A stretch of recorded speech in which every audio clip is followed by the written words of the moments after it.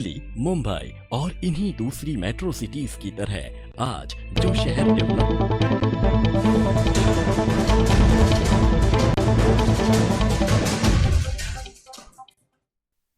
नमस्कार, मैं हूं प्रशस्ति तिवारी। केकेडी न्यूज में आपका स्वागत है। वे रुक करेंगे कुछ खास खबरों की ओर। खबर बांदा से है, जहां राजस्व परिषद चेयरमैन संजीव मित्तल बांदा पहुंचे। वही मंडलायुक्त आरपी सिंह और जिलाधिकारी दीपा रंजन ने चेयरमैन राजस्व परिषद का बुके देकर स्वागत किया। बांदा कलेक्ट्रेट में अध्यक्ष राजस्व परिषद संजीव मित्तल को गार्ड ऑफ ऑनर दिया गया। चेयरमैन राजस्व परिषद ने कलेक्ट्रेट में बने सभी कार्यालयों का निरीक्षण किया है। साथ ही कलेक्ट्रेट और सदर तहसील के निरीक्षण के बाद चेयरमैन चित्रकूट के लिए रवाना हो गए। कलेक्ट्रेट में जो सालाना निरीक्षण होता है, सभी बिंदुओं पर समीक्षा की जाती है, वो हमने किया है। और कमिश्नर साहब, जिलाधिकारी और उनके सभी अपर जिलाधिकारी, एसडीएम मौजूद थे, ये इसके बारे में किया गया। समीक्षा बैठक में बहुत सारी जानकारी ली गई है। मुख्य मुद्दे क्या रहे? थोड़ा सा निर्देश दिए गए हैं कि जो पेंडिंग मुकदमे हैं उनको निस्तारण में शीघ्रता लाई जाए। ऑफिसर जो हैं कोर्ट में रेगुलरली बैठे, और वकीलों से भी अनुरोध है कि वो इसमें सहयोग का वातावरण रखें, जिससे कि हमारे निस्तारण करने में तेजी लाई जाए। वसूली में भी थोड़ा और तेजी लाई जाए। अभी काम अच्छा हो रहा है, लेकिन और अच्छे होने की गुंजाइश है।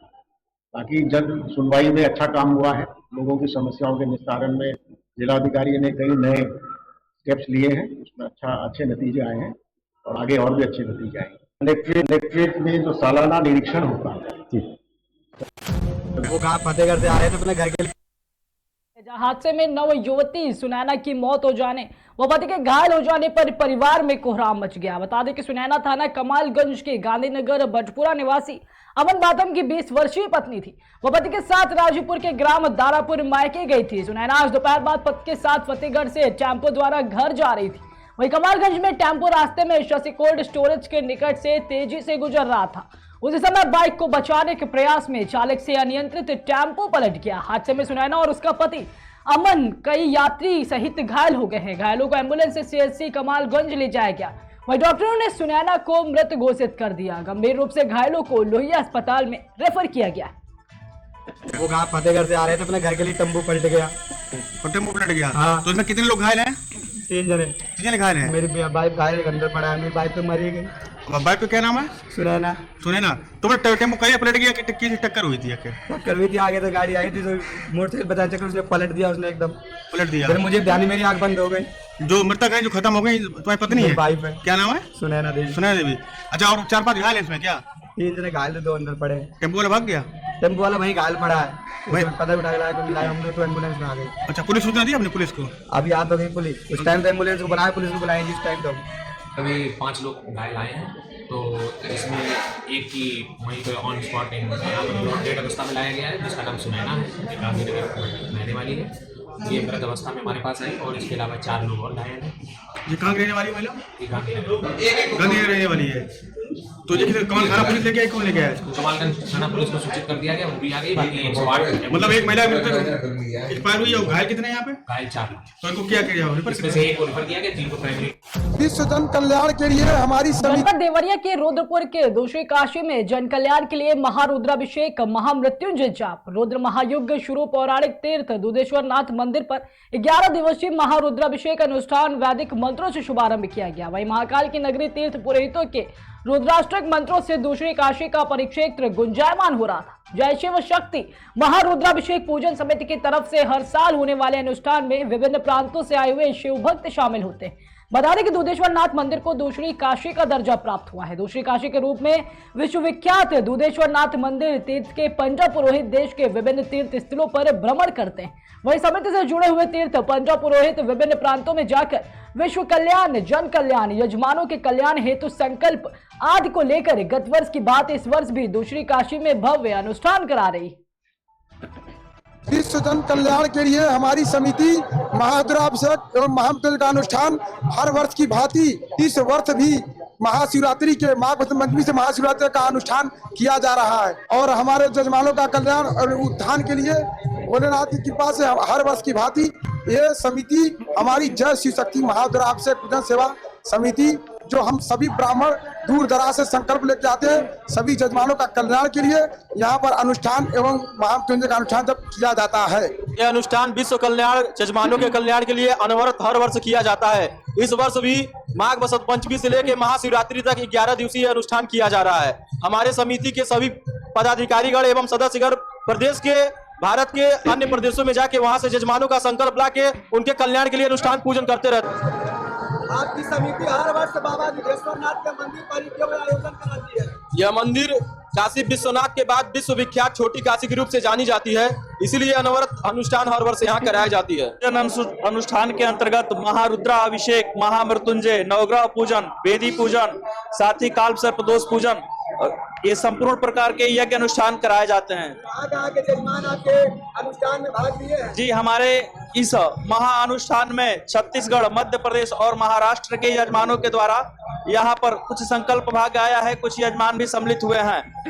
और आपको बता देना चाहें कि हमारे संस्था के जो भी सदस्यगण हैं वो अपने यजमानों के वहां जाते हैं, उनके वहां से महामृत्युंजय, रुद्राभिषेक या उनके जन्म कुंडली के अनुसार किसी भी ग्रह का दोष होता है उसका संकल्प भाग लेकर आते हैं और इस संस्था के माध्यम से उन सभी यजमानों का जो रुद्र पूजन रहता है या उनके जन्म कुंडली के अनुसार जो शांति पूजन रहती है उस अनुष्ठान को कराया जाता है। विगत कुछ समय से क्षेत्र में हो रही चोरी की खबर सिद्धार्थनगर से है, जहां जिले में हुई चोरी घटना का खुलासा करते हुए पुलिस अधीक्षक ने विशेष पुलिस टीम का गठन किया था। जिले में अपराध व अपराधियों के विरुद्ध चलाए जा रहे अभियान के क्रम में पुलिस अधीक्षक के पर्यवेक्षण में सदर क्षेत्र अधिकारी के निर्देशन में एसओजी की टीम ने ढाबे के पास से नफर अभियुक्तों को गिरफ्तार कर लिया है।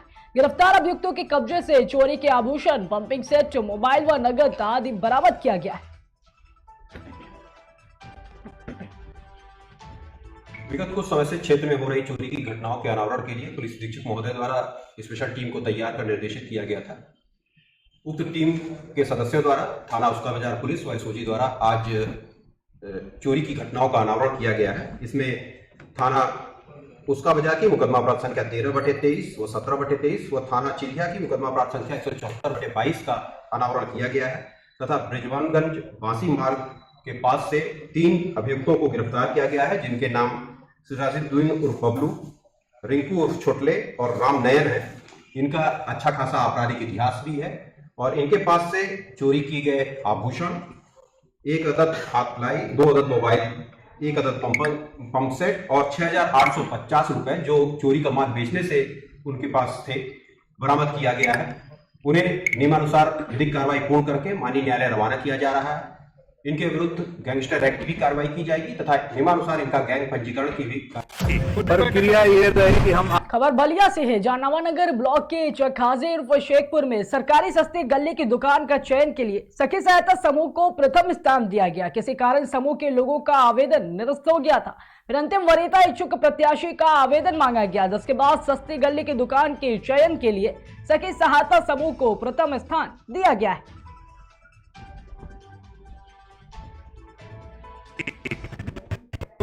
प्रक्रिया ये रही कि हम आपसी सहमति के आधार पर कराना चाहते थे, लेकिन आपसी सहमति नहीं बन पाई। 11 लोगों ने आवेदन किया, इसमें 2 लोग नाम वापस ले लिए और 9 लोग मैदान में थे। 9 लोगों की लाइन लगाई गई, जिसमें सुमित कुमार 23 पाए, सुनीता देवी 26 पाई, सैयद रफी शरीफ पाए हैं 14, रणजीत चौरसी 8, जमोहन 16, सुभग वर्मा 1, माधुरी देवी 26, रियाना खातून 1, सुगंधी देवी 3। इस प्रकार रणजीत चौरसिया 28 पाकर सस्ते गले की दुकान हेतु पात्र पाए गए। इनका चयन किया गया आज दिनांक 3/2/23 को। जी सर, इस मौके पर सभी स्थानीय लोग उपस्थित रहे, क्या कुछ इस मौके पर बताना चाहेंगे सर? जो स्थानीय लोग हैं सब स्थानीय लोग बहुत शांतिपूर्वक आज बैठक संपन्न कराए। हमारे प्रशासन की बहुत हेल्प रहा जी, बैठक बहुत शांतिपूर्वक हो। सर उनके लिए 2 शब्द क्या कहना चाहेंगे जो सुमित जी का कोटा का चयन हुआ है आज? सुमित जी से ये कहेंगे कि आप निर्भीक होकर सही तरीके से जिसका जितना अंश बनता है, जितना आप कटौती नहीं करेंगे, साफ सुथरा अच्छे रेट पर जो सरकारी रेट है उसी के हिसाब से देंगे, जिसका जितना बनता है सबको देंगे। बातचीत करने के लिए बहुत बहुत धन्यवाद सर। खबर सिकंदरपुर से है, जहां बेलतरा मार्ग पर स्थित धोबा शहीद बाबा के मजार के समीप the fitness first ladies and gents multi gym का उद्घाटन किया गया। अल्पसंख्यक कल्याण मंत्री दानिश आजाद अंसारी ने किया। मुख्य अतिथि ने कहा है कि हमारे देश यशस्वी प्रधानमंत्री नरेंद्र मोदी व यशस्वी मुख्यमंत्री योगी जी हमेशा से युवाओं को प्रोत्साहित करते आए। जिस तरह से खेलो इंडिया मूवमेंट और फिट इंडिया मूवमेंट चल रहा है। इस मूवमेंट को सिकंदरपुर के साथियों ने सहयोग किया है, जो वाकई में काबिल तारीफ है। इस मौके पर पूर्व मंत्री, पूर्व विधायक आदि लोग मौजूद रहे। देखिए, जिस तरीके से हमारे देश के यशस्वी प्रधानमंत्री नरेंद्र मोदी जी और हमारे उत्तर प्रदेश के यशस्वी मुख्यमंत्री योगी आदित्यनाथ जी ये नौजवानों को हमेशा प्रोत्साहित करने के लिए, सकारात्मक दिशा में आगे बढ़ाने के लिए काम करते हैं। और जिस तरीके से फिट इंडिया मूवमेंट और खेलो इंडिया मूवमेंट पूरे देश भर में चल रहा है, और इस मूवमेंट को सिकंदरपुर से भी सपोर्ट हमारे नौजवान साथियों ने किया है। इस जिम की शुरुआत की है। निश्चित तौर पे व्यायाम जो है बहुत जरूरी है। एक स्वस्थ शरीर जो है वो स्वस्थ समाज को आगे बढ़ाता है। तो मैं बधाई देता हूं तमाम नौजवान साथियों को जिन्होंने इस जिम की शुरुआत की है, और हम सब मिलकर नौजवान जो साथी हैं अपने समाज को इसी तरीके से सकारात्मक दिशा में आगे ले जाए। आज समाज को जरूरत है कि नौजवान पूरे मुस्तैदी के साथ, संजीदगी के साथ समाज के विकास में, समाज के निर्माण में अपनी भूमिका निभाए। और माननीय मोदी जी और योगी जी के नेतृत्व में हमारे नौजवान अपने समाज को सकारात्मक दिशा में आगे ले जा रहा है। निश्चित तौर पर हमारे मुख्यमंत्री योगी आदित्यनाथ जी ने अभी कल ही कहा है कि हर गांव में खेल के मैदान विकसित करने चाहिए। हमारा उत्तर प्रदेश नौजवानों का प्रदेश है। नौजवानों को सुविधा देने के लिए हमारे उत्तर प्रदेश की योगी सरकार पूरी ईमानदारी से काम कर रही है। हमने हर डिस्ट्रिक्ट में देखिए कि खेल के मैदान विकसित किए हैं। अब हम उसको गांव के स्तर पे ले जाएंगे। निश्चित तौर पे हमारे जो खिलाड़ी हैं, जो हमारी समाज की प्रतिभा है, उनको आगे बढ़ाना भी हमारे सरकार का कर्तव्य है, और सरकार पूरी संजीदगी से अपने कर्तव्य का पालन करेगी। वही खबर मथुरा से है। जादादीगढ़ी गांव में कुछ युवकों की दबंगई से पूरा गांव परेशान है। बता दें कि आरोपी युवक और उसके भाई गांव के किसानों के खेत पर सिंचाई करने के यंत्रों को चुरा लेते हैं। वहीं इसका विरोध करने पर युवक लड़ाई का प्रयास करते हैं। बता दें कि महिलाओं के साथ भी बदसलूकी और स्कूल जाने वाली छात्राओं को परेशान किया जाता है। यदि कोई भी गांव का व्यक्ति शिकायत करता है तो उसे SC/ST एक्ट एवं विभिन्न मामलों में फंसाने की धमकी दी जाती है, जिससे सभी ग्रामीण काफी परेशान है। बैठी कि उस्मान मंजर मुझे लेकर जबरदस्ती उसको खट्टे को डराया धमकाया था, तो ये मुझे ले गया शक्कर से अपने घर 2-3 दिन रखा। वहाँ से छाता रखा 2-3 दिन, वहाँ भी रखा, अपने चाची के यहाँ भी रखा, वृंदावन में रखा मुझे 3-4 दिन। वहाँ से नाइट में लड़के बेचते रहे, मुझे घर में रखा ताला बंद करके, खाना पीना छत्तीसगढ़ के देगा मुझे बंद रखा ताले में। थाने आए तो मुझे दरोगा महेंद्र दरोगा में डरा धमका था, मेडिकल नहीं होगी से इंजेक्शन लगेंगे, यहाँ भाई इंजेक्शन में कैसे दान होगी, उसमें मेडिकल नहीं करवाया। मैंने घर तुम्हारा मेडिकल नहीं करवाया। तो कौन से थाने में रिपोर्ट लिखी गई तुम्हारी? हाईवे थाना। डाइट में 1 महीने के करीब शोषण हुआ, जिसकी थाना हाईवे में रिपोर्ट दर्ज हुई पिछले दिन 22-23 जनवरी को। वो लड़की यहाँ बरामद हुई छाता थाने के अंतर्गत, और यहाँ से लड़की को वहाँ थाना हाईवे के सुपुर्द कर दिया। उस लड़की के बयान प्रभावित किए गए और उसका मेडिकल भी प्रभावित किया गया, जिसकी अब रीमेडिकल हो रही है, उसकी जांच हो रही है। आदरणीय CO रिफाइनरी जी उसकी जांच कर रही है पूरे मामले।